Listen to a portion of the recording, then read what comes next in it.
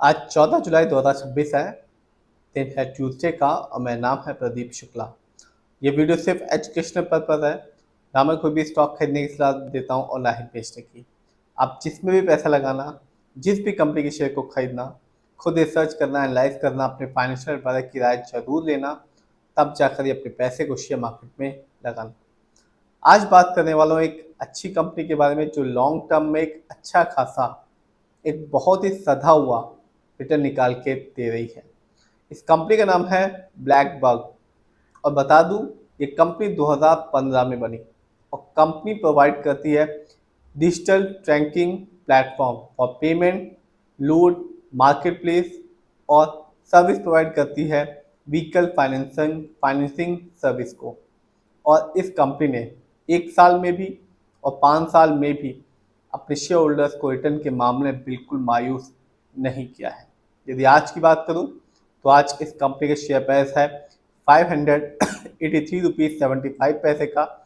और आज इस कंपनी के अपने शेयर होल्डर्स को मामूली से रिटर्न निकाल के दिया 0.06% का। लेकिन जैसा मैंने कहा, इस कंपनी ने 1 साल में भी और 5 साल में भी अपने शेयर होल्डर्स को बिल्कुल भी मायूस नहीं किया है रिटर्न के मामले में।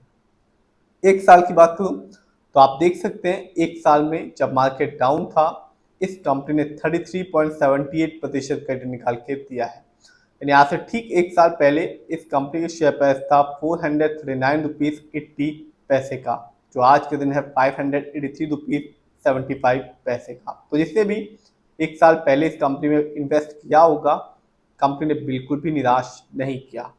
और लॉन्ग टर्म में भी 5 साल में भी इस कंपनी ने अपने शेयर होल्डर्स को बिल्कुल भी मायूस नहीं किया, क्योंकि 5 साल में इस कंपनी ने 107% का रिटर्न निकाल के दिया है। यानी आज से ठीक 5 साल पहले इस कंपनी का शेयर प्राइस मिल रहा था 340 रुपये का, जो आज के दिन है 583 रुपीज़ का। तो ना केवल 1 साल में बल्कि लॉन्ग टर्म में भी 5 साल में भी इस कंपनी ने अपने शेयर होल्डर्स को बिल्कुल भी निराश नहीं किया।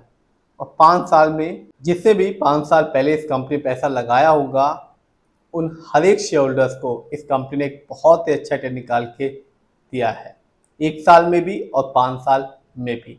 ये तो बात रही इस कंपनी के रिटर्न की। देखते हैं इस कंपनी के स्टॉक की परफॉर्मेंस को। तो 1 साल में इस कंपनी का जो हाईएस्ट शेयर प्राइस गया वो गया 748 रुपीज़ का, जबकि 1 साल में इस कंपनी का लोएस्ट शेयर प्राइस आया 428 रुपीज़ 70 पैसे का। जानते हैं इस कंपनी के फंडामेंटल्स को। तो जो कंपनी का मार्केट कैप है वो है 10,619 करोड़ का। ये कंपनी मिड कैप की है, क्योंकि मार्केट कैप 5,000 करोड़ के ऊपर का है और 20,000 करोड़ के नीचे का। मिड कैप की कंपनियां ऐसी कंपनियां होती हैं जिसमें जोखिम कम होता है, नुकसान होने की पॉसिबिलिटी कम होती है और एक अच्छा खासा रिटर्न ऐसी कंपनियां देती हैं। पीबी रेशियो 7.47 है। वैसे शेयर मार्केट में एक अच्छा पीबी रेशियो कहलाता है 1 से लेकर 3 के बीच में। यदि कंपनी का पीबी रेशियो 1 से कम है तो ये बताता है कंपनी का शेयर सस्ता है, लेकिन कंपनी की जो स्थिति है वो खराब है। यदि कंपनी का पीबी रेशियो 3 से ज़्यादा है तो बताता है कंपनी का शेयर महंगा है और जो निवेशक हैं उनको कंपनी से फ्यूचर में बहुत ज़्यादा उम्मीदें लगी हुई हैं। इस कंपनी का जो इंडस्ट्री पी है वो है 49.05। वैसे शेयर मार्केट में एक अच्छा इंडस्ट्री पी कहलाता है 20 से लेकर 25 के बीच में। ये बताता है कि कंपनी का जो शेयर है वो मार्केट में कैसा परफॉर्म कर रहा है। क्या वो बहुत ज़्यादा महंगा तो नहीं हो गया, क्या बहुत ज़्यादा सस्ता तो नहीं हो गया शेयर मार्केट में। डेप्ट टू इक्विटी यानी कि लोन कर्ज, इस कंपनी का डेप्ट टू इक्विटी है 0.04। आप भी देख सकते हैं इस कंपनी पर लोन कर्ज नाक के बराबर है। आरओई यानी कि रिटर्न ऑन इक्विटी, यानी कि जब आप कंपनी को पैसा देते हैं, कंपनी उस पैसे को प्रोजेक्ट्स में लगाती है, नए नए ऑर्डर्स लेती है। उन ऑर्डर्स के बिहाफ में कंपनी को कितना अर्निंग हुई है उसी को आरओई कहते हैं। आरओई इस कंपनी का 11.28% का। वैसे शेयर मार्केट में एक अच्छा आरओई कहलाता है 15% से लेकर 20% के बीच में। जब भी आप किसी कंपनी के फंडामेंटल्स को देखें तो आरओई जरूर चेक करें, क्योंकि बताता है कंपनी कैसे आपके पैसे को इस्तेमाल कर रही है। यदि कंपनी का आरओई हाई होता है या पॉजिटिव होता है तो साफ बताएगा कि कंपनी आपके पैसे को सही से इस्तेमाल कर रही है। इससे आगे चल के फ्यूचर में कंपनी आपको एक अच्छा खासा रिटर्न दे पाएगी। यदि कंपनी का ROE कम होता है या नेगेटिव होता है तो साफ बताया कि कंपनी आपके पैसे को सही से इस्तेमाल नहीं कर पा रही, जिससे रिटर्न पाने की जो पॉसिबिलिटीज होती है लॉन्ग टर्म में बहुत ही ज़्यादा कम हो जाती है। EPS अर्निंग पर शेयर 8.80 है। वैसे शेयर मार्केट में एक अच्छा EPS कहलाता है 80 से ज़्यादा का। ये बताता है कंपनी लास्ट 12 महीने में कितना कमाया। डिविडेंड यील्ड नहीं है, वैसे शेयर मार्केट में एक अच्छा डिविडेंड यील्ड कहलाता है 2% से लेकर 6% के बीच में। बुक वैल्यू 78.07 है और कंपनी का फेस वैल्यू है 1। देखते हैं इस कंपनी की फाइनेंशियल कंडीशन को। तो मार्च क्वार्टर में इस कंपनी का रेवेन्यू था 200 करोड़ का, जबकि 2025 में इस कंपनी का ईयरली रेवेन्यू था 462 करोड़ का।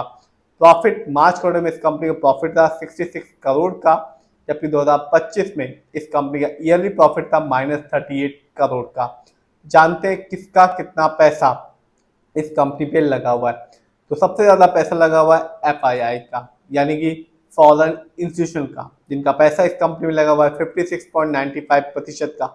उसके बाद नंबर आता है प्रमोटर का, यानी कि इस कंपनी के ओनर्स, जिनका पैसा इस कंपनी में लगा हुआ है 27.70% का।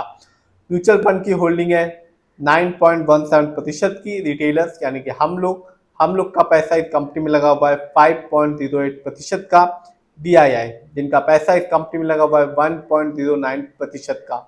तो आपने भी देखा कंपनी अच्छा रिटर्न निकाल के दे रही है, चाहे वो 1 साल हो चाहे वो 5 साल हो, और शेयर प्राइस भी ज़्यादा महंगा नहीं है। फिर भी आप जिसमें पैसा लगाएं खुद रिसर्च करें, एनालाइज करें, अपने फाइनेंशियल एडवाइजर की राय लें, तब जाकर अपने पैसे को शेयर मार्केट में लगाएं।